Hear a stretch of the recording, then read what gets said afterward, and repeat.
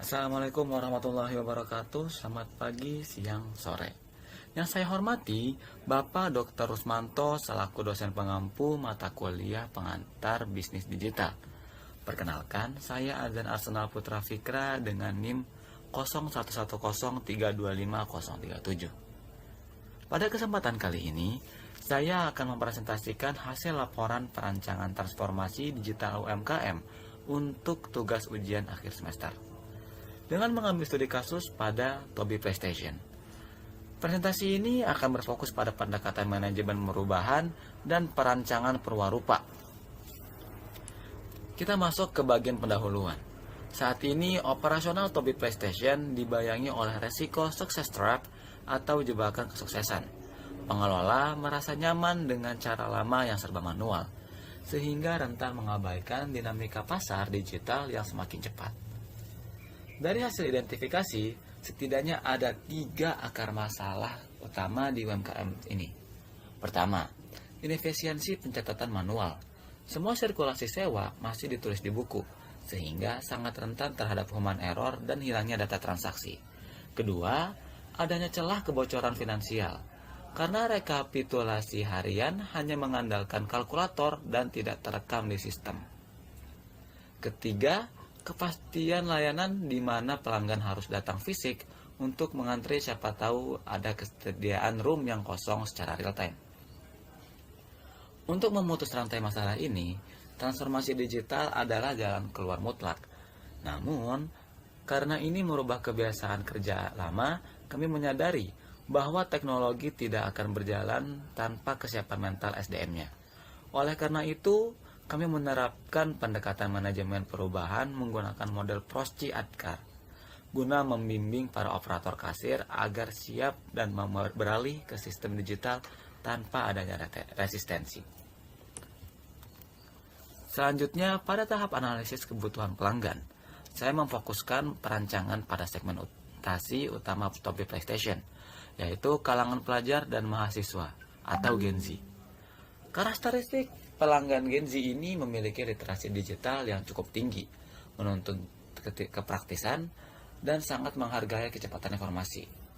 Masalah utamanya adalah mereka sering merasa frustasi ketika harus menunggu antrean fisik di lokasi tanpa kejelasan informasi, dan sisa waktu bermain dari pelanggan sebelumnya.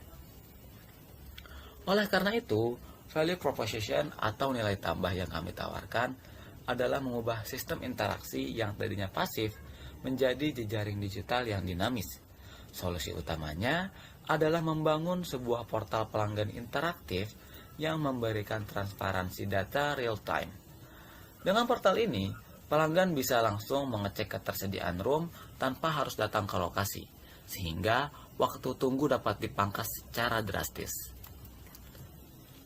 Memasuki tahap perancangan pada slide keempat, saya akan menjelaskan 2 komponen utama yang menjadi fondasi transformasi Tobii PlayStation. Di sisi kiri layar adalah penerapan strategi jejaring pelanggan yang terdiri dari 5 pilar utama. Yang pertama, akses. Untuk fitur cek sisa waktu secara real time. Yang kedua, engage, melalui pembaruan katalog game berkala. Ketiga, customize.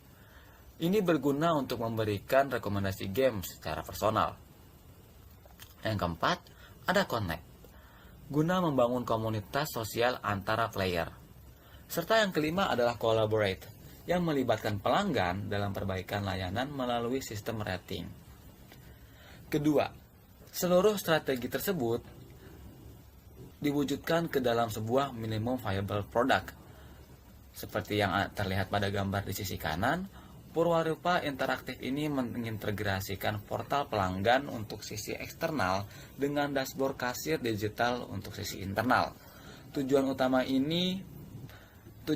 dari perancangan 2 sisi ini adalah untuk menguji asumsi interaksi pelanggan sekaligus memastikan kesiapan adaptasi digital operator kasir secara efisien sebelum akhirnya ekosistem ini dibangun secara utuh.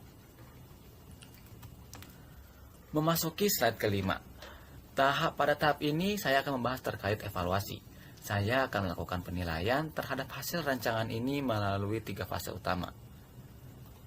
Yang pertama ada dari sisi domain digital. Sistem ini telah selaras dalam mengoptimalkan data pesanan sebagai aset strategis dan menciptakan nilai baru berupa kepastian layanan bagi pelanggan.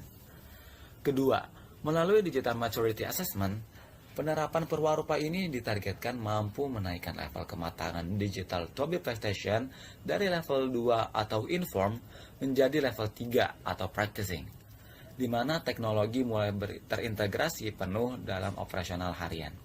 Terakhir, ada analisis biaya dan pendapatan. Rancangan ini masuk dalam skenario optimal. Implementasi sistem tidak hanya menekan resiko kerugian akibat kesalahan manual, tetapi juga membuka peluang kenaikan omset dengan menjangkau lebih banyak pelanggan melalui saluran digital. Lalu pada slide terakhir, kesimpulan dan saran. Sebagai penutup, pada slide ke-6 ini saya akan menyampaikan kesimpulan akhir beserta saran berkelanjutan dari keseluruh rangkaian proyek transformasi digital Tobii PlayStation.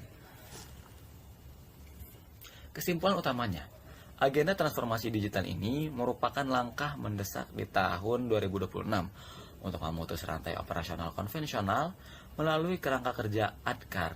Kami berhasil mengurai resistensi budaya kerja lama operator. Selain itu, perancangan MVP 2 arah terbukti mampu melahirkan portal pemesanan yang solutif tanpa menguras anggaran operasional secara nyata. Integrasi sistem ini mendongkrak tingkat kematangan digital usaha level 3, menekan kebocoran dana, dan memicu pertumbuhan omset. Untuk saran ke depannya, keberlanjutan ekosistem digital ini sangat bergantung pada komitmen pengelola dalam mengawasi operator agar tidak kembali mencatat manual di jam sibuk. Pengelola juga wajib proaktif mengumpulkan umpan balik pelanggan agar mengembangkan fitur portal dapat terus berjalan adaptif dan relevan. Sekian presentasi dari saya mengenai strategi transformasi digital pada Tobii PlayStation. Terima kasih atas perhatiannya dan selamat pagi, siang, dan sore.